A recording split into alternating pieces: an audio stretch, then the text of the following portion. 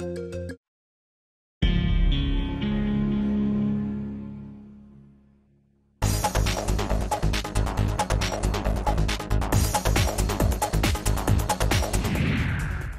President Sepp Blatter steps down as U.S. law enforcement confirms he is the target of an investigation. The latest innovations in water filtering technology for emergency disaster relief. And overcoming a new hurdle, a former Olympian sets a personal best and shatters a world record. Africa 54 starts right now. Good evening and welcome. I'm Vincent McCory. This is Africa 54. In a stunning reversal, FIFA President Sepp Blatter resigns just days after being re-elected to a fifth term. News reports say the long-term head of football's governing body is under investigation in the United States in connection with the organization's worst corruption scandal ever. VOA's Mike Richmond has a report. Shortly after FIFA members elected Sepp Blatter to a fifth term as president, he vowed to lead the organization back to respectability. That for the next 4 years, I will be in command of this boat called FIFA, and we will bring it back. 2 days earlier, U.S. authorities had announced a sweeping corruption investigation into FIFA. The Justice Department indicted 9 current and former FIFA officials and 5 corporate executives for racketeering, money laundering, and wire fraud. 7 FIFA officials were arrested. The same day, Swiss authorities announced a probe into allegations connected to the awarding of the 2018 World Cup to Russia and the 2022 World Cup to Qatar. 2 major European football associations and British Prime Minister David Cameron, among others, urged Blatter to resign, but he remained defiant until Tuesday. At a news conference in Zurich, the 79-year-old FIFA chief admitted that FIFA needs a profound restructuring. I have thoroughly considered my presidency, thought about my presidency, and about the last 40 years of my life. These years were closely related to FIFA and this wonderful sport of soccer. I appreciate and love FIFA more than anything else, and I only want to do the best for soccer and for FIFA, our institution. Jacob Frankel, a former U.S. federal corruption prosecutor, is not surprised by Blatter's resignation. Everybody knew, including Mr. Blatter, that this investigation was moving forward aggressively, and had him personally in its sights. That does not mean doubt reputationally from FIFA. Having won, now he was able to say, I won re-election, now it's okay to step aside for someone else to take over and reform the organization. Blatter, who will stay on as president until a successor is elected, will be leading an organization that is immersed in a scandal involving $150 million in bribes. In announcing the U.S. probe last week, Attorney General Loretta Lynch said Blatter is not being charged at this time, but that the investigation into FIFA is far from over. Frankel refused to speculate on whether Blatter will be indicted. There's no question that if the U.S. government has evidence to form the basis of charges against Mr. Blatter and anyone else in his inner circle, it will do so. The vote for a new FIFA president is expected to take place between December 2015 and March 2016. Mike Richmond, VOA News, Washington. And on to Central Africa, a grenade attack in Burundi has killed 1 man in a suburb of the capital, Bujumbura. The deceased man's wife told VOA the attack that killed her 38-year-old husband, Izia Janvier Abdul, happened late Tuesday night while they were asleep. The couple's 4-year-old was seriously injured and was transported to a nearby hospital by Red Cross. The wife also says she saw 3 men running after the attack, but she could not identify who they were. An eyewitness told VOA they suspected the deceased was killed because he belonged to the National Liberation Forces, an opposition party. Police are aware that the attack happened, but they have not yet made any comment. Now, Sudanese President Omar al-Bashir, who is wanted on genocide charges by the International Criminal Court, was sworn in Tuesday for another 5-year term. Mr. Bashir promised to fight corruption, improve the economy, and bring relations with the West back to their natural state.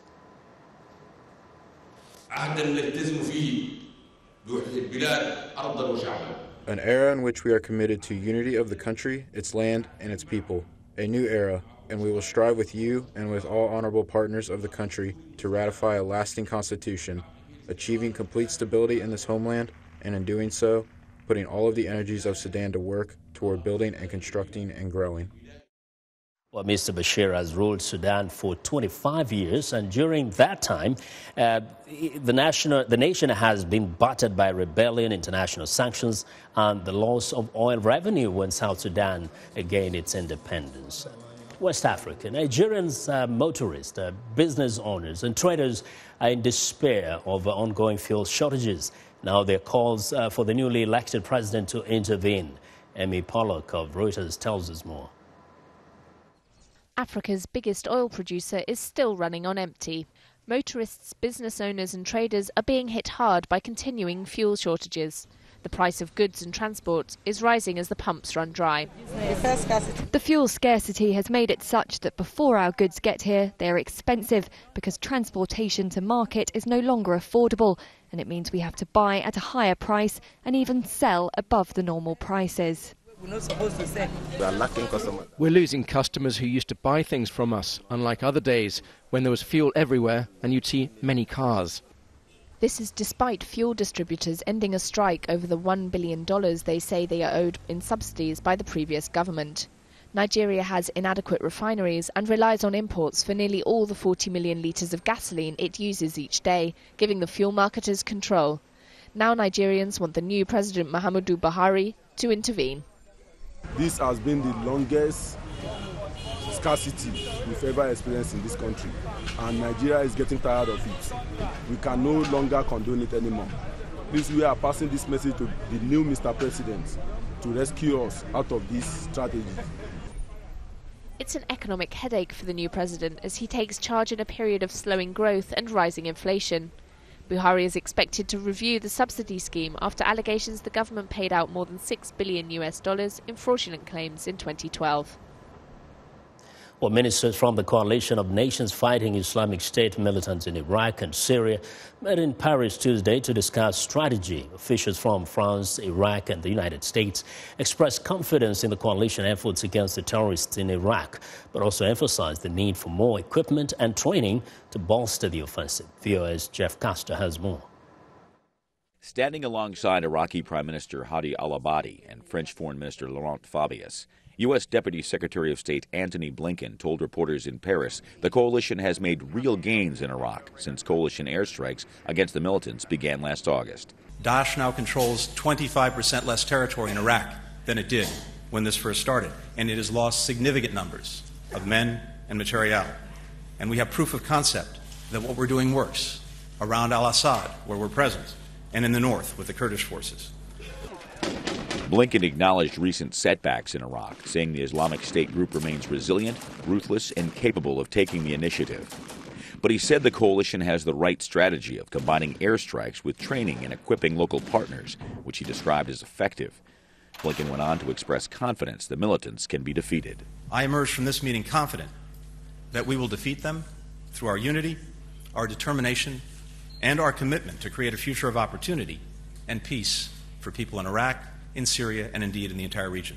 The coalition is not providing any ground troops, instead relying on a campaign of airstrikes and providing weaponry to support anti-ISIS forces. According to Pentagon data, warplanes have conducted more than 4,200 airstrikes in Iraq and Syria since early August. Jeff Custer, VOA News, Washington. Well, we want to know what you think about Africa 54 and the stories we cover. Join the conversation on Facebook. The address is Africa54 and check out our headlines 24/7 on voaafrica.com. Coming up, Kenya's capital sees a rise in shisha parlors despite the health risks. Stay with us.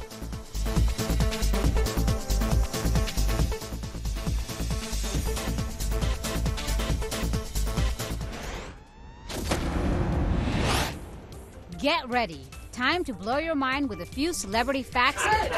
We begin with James Franco. Before hitting the big time, he was flipping Big Macs at McDonald's. So when he countered with, "Would you like some fries with that?" was he just mastering his craft? Christopher Nolan does not have a cell phone. Apparently, he only needs a bat phone. The Queen of England does not have a passport. Why? Because all passports are given in the Queen's name, so she doesn't need one. I guess they just stamp her crown through customs. Here's something you never knew. The king of rock and roll hid things behind his crown. That's right, Elvis Presley was a natural blonde. I take vitamin E. Rumor has it that he used 1 tube of hair dye for the top of his head, 10 tubes for his sideburns. Stop using that greasy kid stuff, too. For VOA's Action Reaction, I'm Lisa Vora.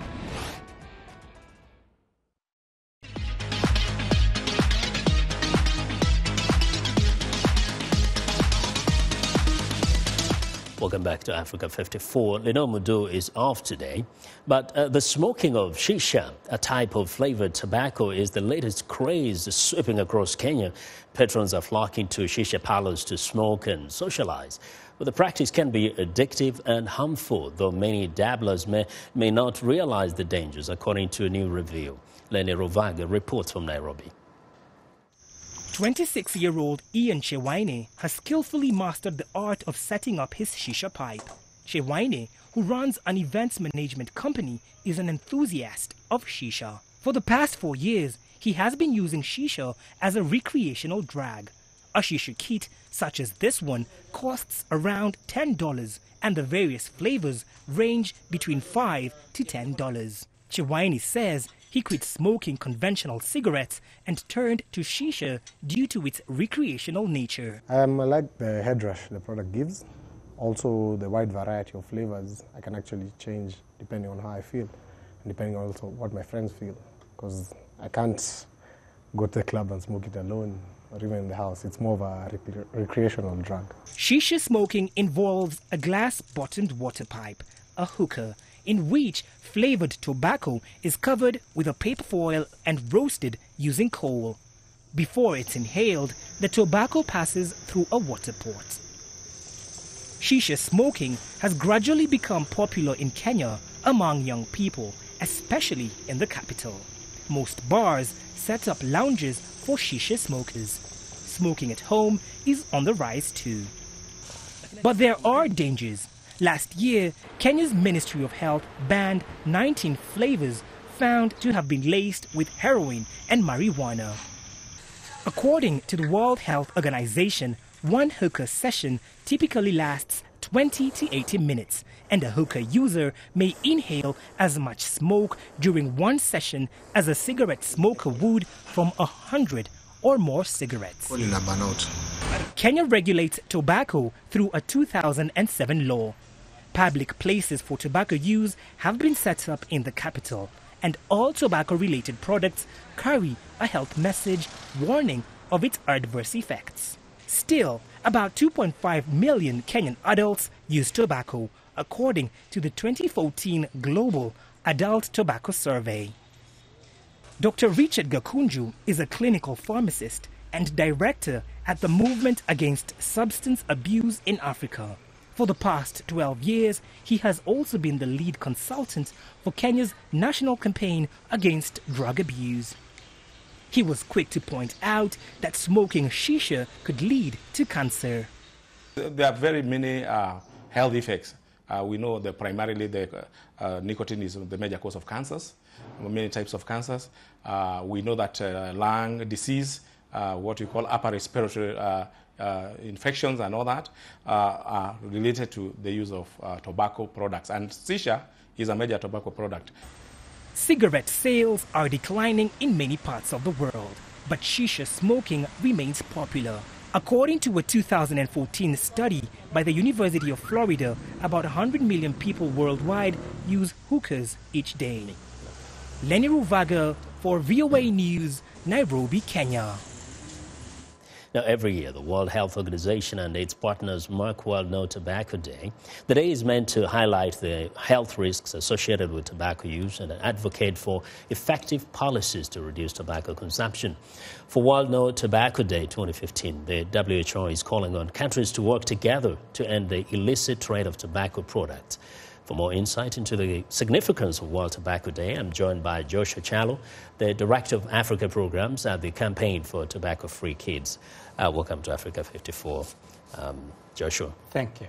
Now, first, we just saw that report from Kenya. There was a report a couple of years ago from the American Cancer Society that warned that Africa will face a severe health threat from increased smoking. Is there any indication that that threat is not there anymore? I think Africa is increasingly becoming the attraction of the tobacco industry. When you look at what's happening globally, we're dealing with a very poisonous product. Tobacco, the science is very clear. So tobacco kills, causes disease and disability. Yeah. And there's other jurisdictions around the world have put in place strong laws. Yeah. From this country in the United States, across all over the world, the tobacco industry is focusing on Africa. It's focusing on Africa, and we can tell that because, for example, if we go to Kenya, the Tobacco Control Act of 2007, which was meant to regulate tobacco use and help reduce the consumption, actually took about 13 years to pass. And the Minister of Health, or Public Health and Sanitation, says it was because the tobacco industry was intimidating and interfering with the process. Can you win against the tobacco industry? Yes, well, the experience shows that you can. And if I speak specifically about the Kenya situation, you're absolutely right, Vincent. It took Kenya that long to enact the tobacco control law. It also took Kenya 8 years to get the regulations issued. The Minister of Health issued regulations in December last year. And when you look at what has been happening all this time, the tobacco industry has been fighting everywhere. They undermine government's efforts to put in place strong measures to protect public health. Right now, as we speak, the British American Tobacco has gone to court to challenge the Minister of Health and the Kenya Tobacco Control Board in an attempt to stop the adoption of tobacco control regulations. Yeah. Now, among your objectives as an organization is actually to not only expose those tobacco company or businesses' methodologies, but also to empower a generation of young people that will be smoke or cigarette free. How do you do that? Well, through the implementation of the Framework Convention on Tobacco Control. That's a primary starting point. The international community ratified, more than 90% of the world's population jurisdictions ratified the Framework Convention on Tobacco Control by the World Health Organization. And what we are trying to do is to encourage governments to put in place laws in every country to protect their citizens. That's the first measure. Yeah. And also to stop the addiction and initiation of young people, because the tobacco industry is always targeting young people. The moment they hook them, they are addicted for life. Because that's all you need. Just make Absolutely. the kid just get a kid start smoking, a few times, then they have profit for the rest of their lives. And we are saying to governments, put in place strong tobacco control measures for the interest of the population, for public health. But this is the other insidious thing that I think happens between government and tobacco industry, especially in Africa. The tobacco industry works closely with politicians, legislators, in actually advancing other things, other developmental programs in society. Now, with those kind of fringe benefits that the government gets out of the tobacco industry, how do you go about Vincent, regulating the tobacco industry has very sophisticated tactics of trying to delay the adoption of strong tobacco control laws. Yes. And the relationship with the government is always protected within the Framework Convention on Tobacco Control. Article 5.3 says that the government should always act in the interest of public health. Now, there is no benefit from experience in terms of what we're calling benefits for governments.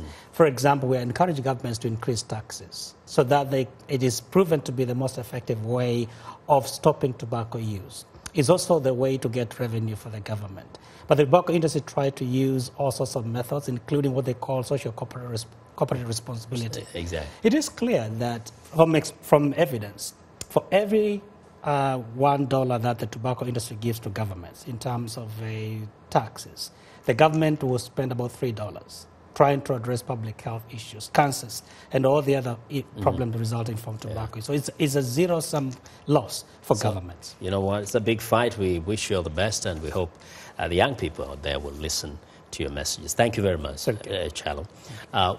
Joshua Chalo is the Director of Africa Programs at the Campaign for Tobacco-Free Kids. Well, this week, Africa 54 is taking a closer look at the Star Tides infrastructure for humanitarian rescue and emergency support equipment.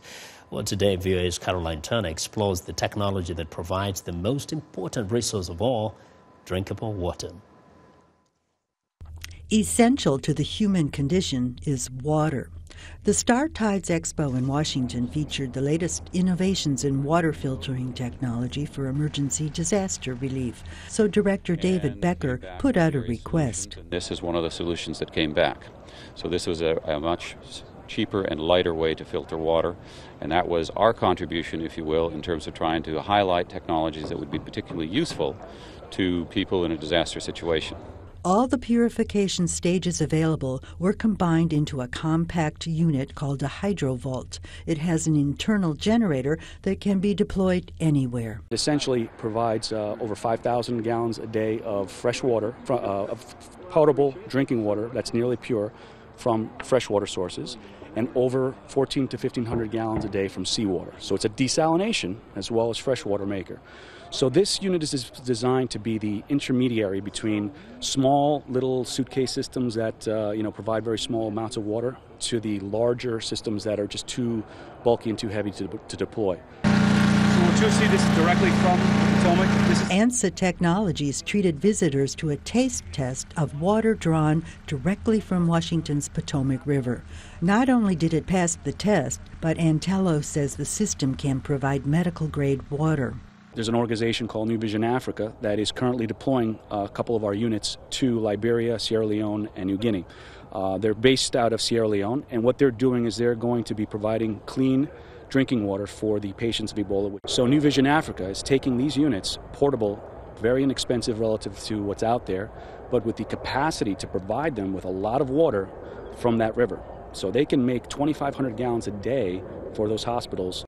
The smaller water filtration system is ideal for smaller nonprofits operating with smaller budgets and can operate without an external power source because it has its own generator that can provide power for medical equipment. It's a very universal system that's adaptable to any scenario. We can make also a deionization filter which can provide literally water that you can do IVs with, if you have to. Clean surgical supplies and such, which in an emergency like that becomes almost indispensable, and you can't bring large equipment there. Something as small as this makes a solution for an entire village, hospital, whatever the case. The cost efficiency comes out to about, assuming a $7 per gallon for diesel fuel, you're looking at about less than 1 penny for a gallon from fresh water and about 6 cents a gallon from seawater. Other exhibitors also addressed the issue of solving emergency water distribution needs. The Hippo water roller makes it easy. And I represent the Hippo water roller, which was invented in South Africa. It only costs a couple $100, and they don't need a battery, and they don't need a contractor. They just need a guy to pull it. And one of these things holds 22 gallons of water. That's 200 pounds, and that's enough water for a platoon for a week. The disaster relief efforts focus on solutions that are based on resources local populations are likely to have available. Information on how to get help can be found at the Star Tides website. Carolyn Turner, VOA News. Well, on tomorrow's final Star Tides report, VOA's Caroline Turner talks with Solar Cookers International about the exhibit displaying Shaw to cook with only the sun. Well, it's time now for a short break. Still to come on Africa 54, the lady formerly known as Bruce is a new social media sensation. We'll be right back.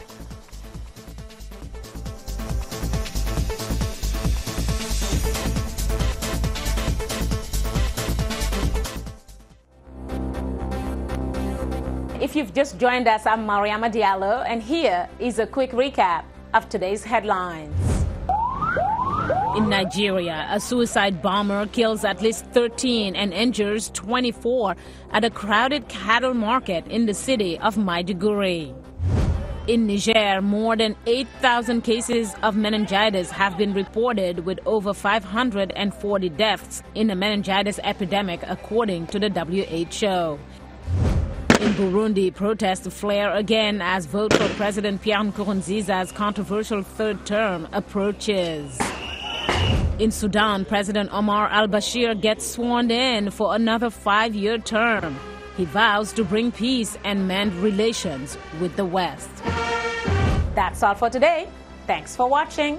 We'll see you next time.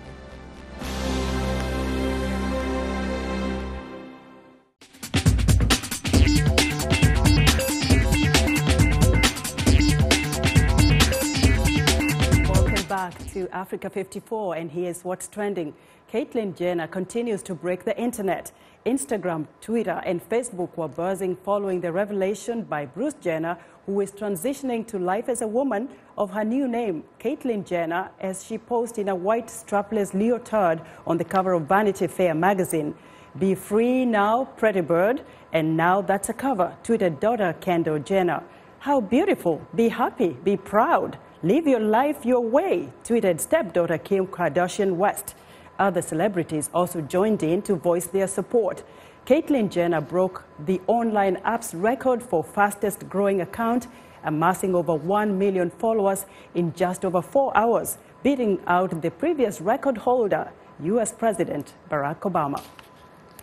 Next up, for years, padlocks have been latched by lovers on Paris' Pont des Arts Bridge as a symbol of their own everlasting bond. But it turns out the little tokens of lifelong affection won't be so permanent after all. French officials bid adieu to the locks and started removing them this week after sections of the railings became weakened under the weight, the city council said on its website. Part of a guardrail weighted down by metal locks last year fell into the River Seine, on which many tour boats and barges travel. The city plans to replace the guardrail with transparent panels by the end of the year. In the meantime, it has commissioned 4 street artists to create works on the theme of love and Paris. And finally, Microsoft has set a date for the launch of its next operating system, Windows 10. The world's largest software developer says it will release the new Windows worldwide July 29th. Microsoft will offer it as a free upgrade for users of recent Windows versions. It's crucial that Microsoft get it right this time in light of the unpopularity of its predecessor, Windows 8. Windows 10 is trying to rectify that by bringing back the Start menu. It will also replace aging Internet Explorer with a new browser, Microsoft Edge, and it will feature the digital software assistant Cortana that is now only available in Windows phones. And that's what's trending today. Vincent. All right, let's hope we can catch up with technology. That's our show for today. Be sure to watch Africa 54 on our website at voaafrica.com for more news. Tune in to VOA's evening radio show, Africa News Tonight at 1800 UTC. And in the mornings, Today Break Africa between 0300 and 0600 UTC, Monday through Friday. Thanks a lot for watching from all of us here in Washington. Have a good night.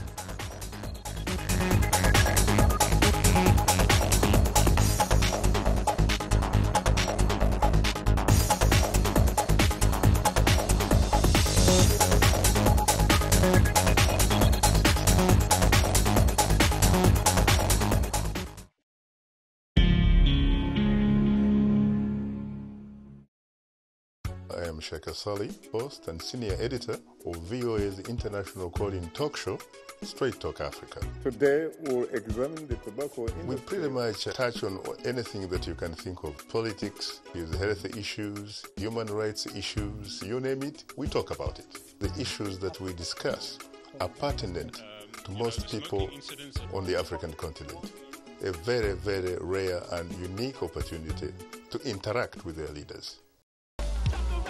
Music is something that brings people together. Music educates, it motivates, it's a bridge. Music. Ali. On. VOA.